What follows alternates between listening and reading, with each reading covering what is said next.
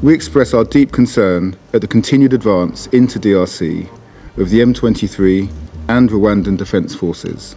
Up to now, no one is knowing the result of what is ongoing on DRC Congo. We are the international organizations. They are accusing Rwanda that Rwanda is supporting M23 rebels. They are giving them support of army. That's why the UN now and America, they are deciding that Rwanda strongly condemn the ongoing offensive and advance of the M23 in North Kivu and South Kivu with the support of Rwanda Defense Forces.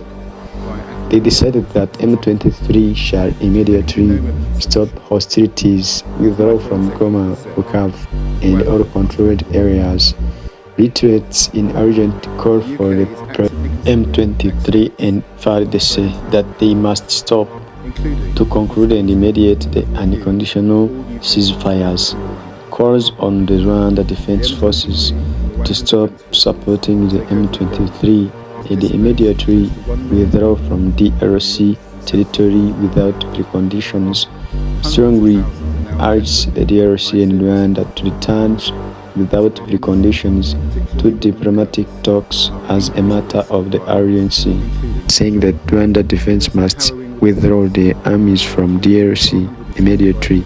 We don't know what is going to happen, but still M23 is keep on moving forward. No one who knows, and they are fighting for their right. Discriminations, they have been discriminated for long. Then they decided to take the ammo and the weapons so that they can go to fight for their right. 23 and Rwandan Defense Forces. This is an unacceptable violation of DRC's sovereignty and territorial integrity and a breach of the UN Charter. The occupation of Bukavu is a serious escalation which heightens the risk of a wider regional conflict.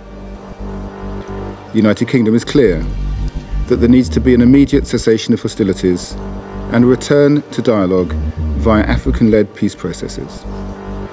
There can be no military solution. As my Foreign Secretary has said, Rwanda must withdraw its troops. The UK is actively considering next steps alongside international partners, including the possibility of a review of all UK support to Rwanda. The M23 and Rwandan Defense Forces takeover of Goma has displaced close to 1 million people in North and South Kivu. Hundreds of thousands are now in desperate need of life-saving support.